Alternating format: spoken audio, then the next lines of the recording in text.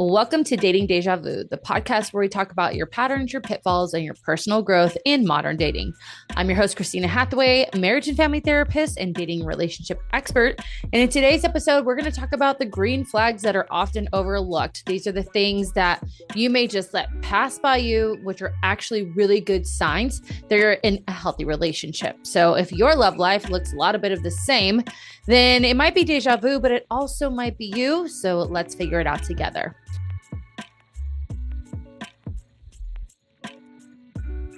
What is up, Deja Crew? Welcome back to another podcast episode of Dating Deja Vu. We have so much to talk about today because normally the conversation lately is about red flags, right?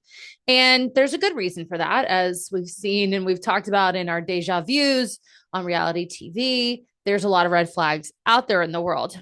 However, what a lot of people don't realize is, especially if you're going on the healing journey of like, what should a healthy relationship look like? Maybe this is the first time, maybe you've done the work on yourself and this is the first time you're in a healthy relationship and you're just really waiting for this like fantasy moment, when what I'm going to talk about today is these small signs that you're in a healthy relationship. Rather than focusing on knowing what to avoid, we want to focus on what to recognize. It's not always going to feel like butterflies. And I've talked about this before, right? When I met my husband, it didn't feel like butterflies, but as the relationship progressed and the safety progressed, the butterflies became. But in the beginning, it was very kind of boring, right? It was also for me unfamiliar, as I've talked about. And for a lot of people, it can be underwhelming of like, this isn't how my past relationships have been. But if you've been following this podcast, you know that chaos was comfortable for you. And when we get into these green flags, which we'll talk about today, these are the things that are really that we want to focus on because they actually create a foundation for a healthy relationship. So let's break them down. So when we have a partner that helps to kind of regulate us, right? They're not creating these big highs or these big lows, right? And even highs of like happiness, that's important. It doesn't feel like fireworks, like the big boom, but it also doesn't feel like very sad or very unpredictable, right? It's just kind of like a big exhale. That is a wonderful sign. You can be yourself 100% without walking on eggshells, which is really important. And not even walking on eggshells, guys, walking around in a way that you think suits that person rather than who you are. Because we might walk on eggshells, but I see a lot of women, they create this persona of themselves based on what they think the person wants, and men too. I want to give a shout out to my male followers because I've heard you on YouTube and on the Spotify and Apple. So when I'm talking, I say women, men, I'm going to be more conscientious of that. If you feel safe to just exist, that's not this lack of spark, right? That's regulation, and that's super rare. If you can feel, so your nervous system, right? Everyone knows about fight or flight. But what we don't talk about is our parasympathetic nervous system, which is our social engagement grounded place. And we call it social engagement because it allows us to be connected to people. We feel safe when we're socially engaged. When we're in fight or flight, we're scanning the room for the next threat. But we're in that social engagement, there is no threat. We're allowed to be ourselves. We can be more vulnerable, right? Our defenses are down. And for you, if you've gone through, the episodes we've talked about of how our defenses go up and all of those things, this might be the first time feeling that. And it may not feel like the big boom that you're used to, but I want to tell you, you're on the right track. Number 2 is they don't get defensive. Like if you bring up something that's bothering you, this is super important. Now, I'm going to tell you, my husband is a pretty even kill guy, but I think he didn't get a lot of feedback when he was a kid. Like, I think life is pretty easy for him. And so when I give him feedback, sometimes he'll react almost like a kid getting caught in trouble. We've had to have conversations about this, but what he's not doing is like putting me down. He's not telling me I'm wrong. He listens, but his reaction is a bit off. So it's not perfect. And so, you bring up something, they listen. That's very important. They don't spiral, right? They don't blame you.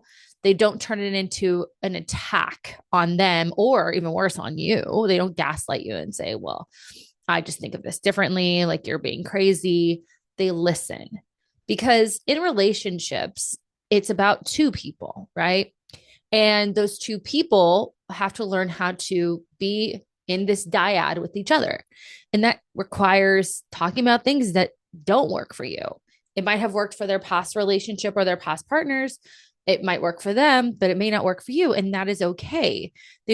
These green flag folks are responding instead of reacting, right? And we've talked about emotional maturity. That is being incredibly mature, but it's not just being emotionally available to someone, it's being emotionally mature and safe with their wants and their needs. They're creating space for you to be seen and heard. And for you, we want to make sure that we're also reciprocating that because that's really going to enhance your relationship in so many ways. It's going to allow you to be intimate and vulnerable and safe. And both of you having that opportunity to give that feedback to each other in a safe, I would even say it's like a really like effective way to communicate because you're going to get what you need faster than if you're in that passive aggressive or aggressive state. So that's number two. Number three, your vulnerability, so kind of the same, is safe in their hands. But I want to talk about the difference. Now, one is giving them feedback like, hey, I don't like with my husband, like, look, when you answer me in that tone, it's almost as if you think you're in trouble when you're not in trouble. I'm just giving you feedback on something. And so that was feedback on him, right? Whereas if I tell him something like, I feel like I'm alone right now. I feel unsupported. For those of you, I don't think I've shared this. Maybe I have. My dad has stage 4 lung cancer and he's been in and out of the hospital. And he recently was released from the hospital, but requires a lot of care. And, my mom has limited patience. She loves being a caretaker, but she resents it at the same time because her caretaking comes out of trauma and she's not done the work on herself. And being around her when she's in that resentment place is very hard for me. And it makes me want to retreat, but I know I need to be there for my dad. So I, will talk about these vulnerabilities of like feeling alone in those moments, feeling, that I'm not supported. Now he supports me, but he can't be there all the time. So what a unhealthy relationship would do is him using that against me at a later time, right? Or let's talk about your body image, if I tell my husband, I'm really struggling with, how I look, I feel very, frumpy, or I feel, you might use the word fat. And then that person uses that against you and is like, well, at least I'm not a fat cow. Oh my God. Run, run, run away. But sharing the deepest parts of yourself without fearing it'll be used against you later is really, again, that's trust, that's safety, that's comfortability. We're not using your feelings as a weapon and your vulnerabilities as a weapon. They hold them, they care for them, they treat them with, as these fragile things because they are.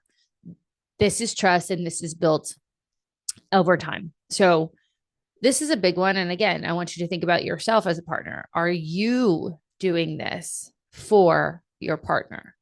My husband told me once about a vulnerability I didn't know he had. And since then, so my husband and I work out all the time and, we're fit for our age for sure.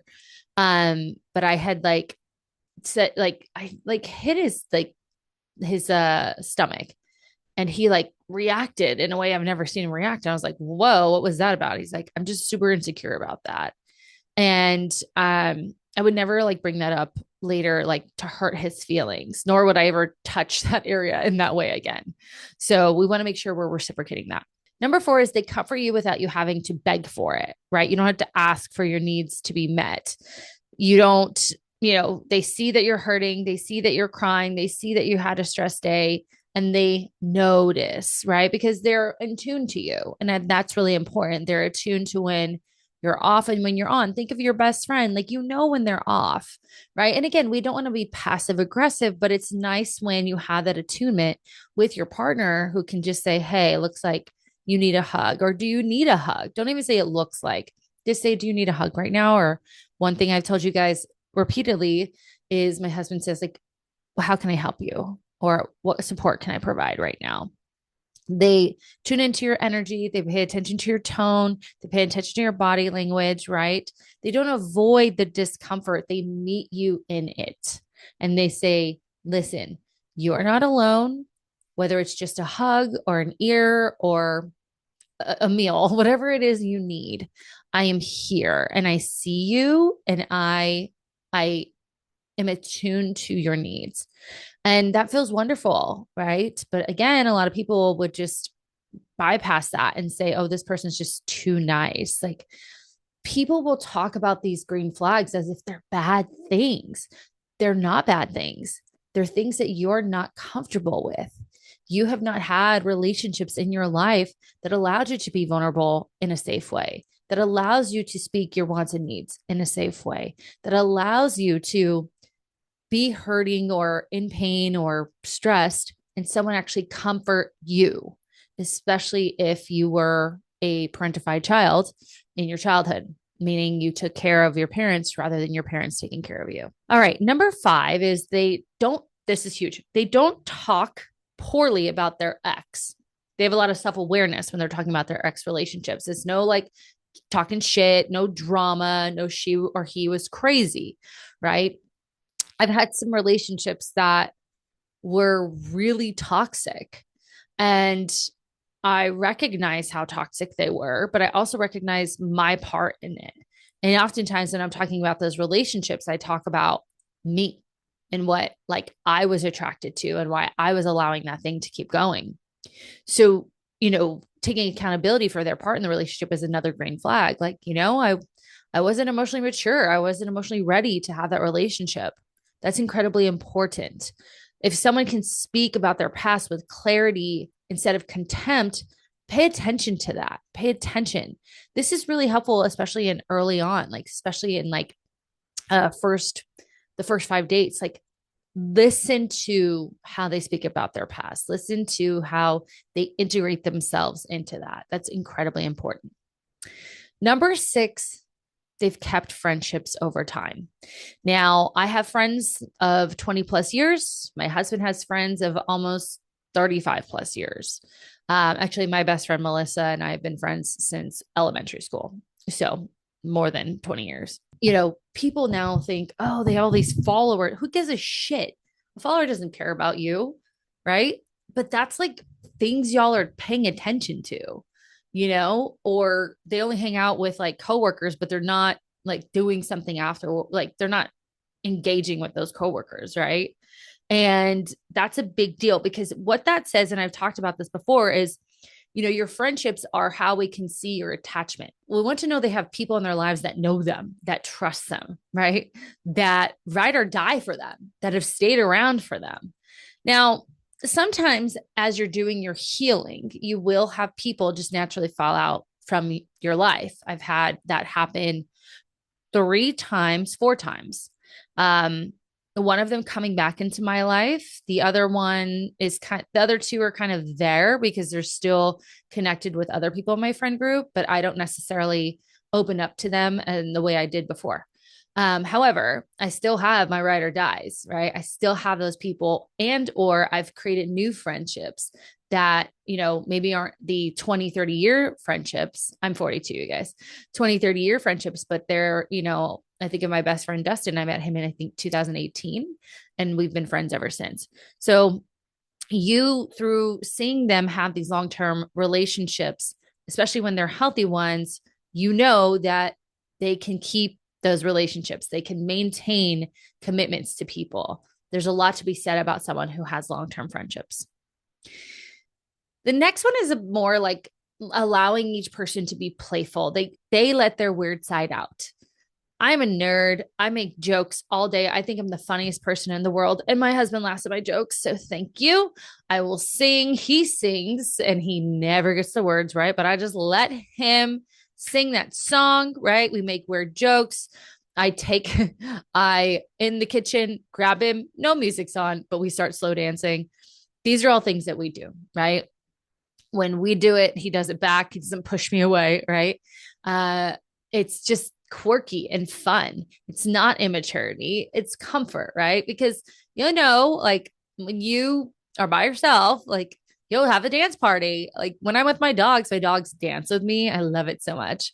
Like we will have a dance party and like the fact that the way that we talk to our dogs, like if other humans would hear that, they'd be like, these guys are so obsessed with their animals. But like Mark and I don't give a shit. We're like, we have voices for them. We talk to them. Like it's weird, but it's safe. Like he's not like, you're so fucking weird with your dog. No, if he said that, he'd be gone. He would be gone. If you can act silly in front of someone, it's safe, right? But when someone, and I think about some other guys are like, oh, like the word, like, oh, you're too much or you're extra. It's like, no, bro, you're just fucking lame. So there's that. Okay. So green flags again might feel boring. I know I say this over and over again, but I cannot tell you how important it is because I used to date the swaggy boys with and swaggy is like Riz now, whatever the fuck you want to call it. I used to date those guys, the fuck boys that were very charismatic and had all of the energy and this dressed so nice and perfect and had a little edge to them, but they were red flags all over. Now, my husband, very attractive, very preppy, right? Doesn't dance. These are all things that would have been quote unquote red flags before, but he's safe. I can be vulnerable with him. I can give him feedback. I can get feedback. He is very thoughtful. He can see or he listens at least to, like, today, for example, my entire day is packed with client meetings with different groups that I'm a part of. And it's all day, right? I'm right now, it's 9 o'clock. I started this, 20 minutes ago, and I'll be going until 6 p.m. Right. And that's a normal day for most people. But for me, it's hard because I'm talking, right. And I'm talking and kind of problem solving throughout the day, right? Which is exhausting. So he'll just know, he'll listen that I have a busy day. I'm like, what can I do to like make your day easier? Literally says that. It's fucking awesome. So we want to remember that everything feels boring or underwhelming or whatever it is. That's because we're used to the intensity, the anxiety, the proving yourself in relationships. But love should not feel like work. People say that relationships are hard work. They're work. However, this misconception that there are these hard things is because a lot of people with a lot of trauma are getting into relationships and they're trying to fill each other's voids. And that's hard. That's hard work because you're putting a lot of responsibility on someone else that they'll never meet that responsibility because it's not their stuff, their trauma in the first place. So ask yourself this: who in my life makes me feel safe, not just excited? Do I confuse chaos with chemistry? I'm going to ask you this probably every episode. And what green flags have I dismissed because they didn't feel passionate, intense, sparkly enough? Very important, because real love is less about adrenaline and more about alignment. So next time you're tempted to say, he's nice, but I'm just not feeling it, check yourself before you wreck yourself. Is it a lack of chemistry or is it just unfamiliar safety? Because if it is, then we are continuing to be in that deja vu place of chasing butterflies and ending up burnt out. So maybe it's time to do something different. And as someone who has done that, I can attest that it's scary, but once you kind of trust the process and let go, it can be very beautiful. So thank you guys again for following along this podcast. I'm seeing more subscribers. I'm seeing more reviews, but I would love more of those. If you can share this on, we're on TikTok at Dating Deja Vu, or on Instagram, any of the reels that I post, if you can share them to your audience, that helps this podcast, but also it helps you because you're going to get this message out to more people, ultimately creating more people to date who are emotionally mature because they listen to this podcast. So if you're interested in coaching with me, I will put the link to my clarity call below. That way we can discuss kind of what your goals are. If you are in a current relationship and you want to work as a couple, that's also an option for you as well. I solely provide coaching. This is not a therapeutic relationship because coaching for me allows me to have work with people who are ready to figure out why they have the problems now, but move forward. Whereas therapy is oftentimes a lot of just the past. So I hope you guys like this episode. And today I'm going to leave you as I always do. It might be deja vu, but it also might be you. Talk to you next time.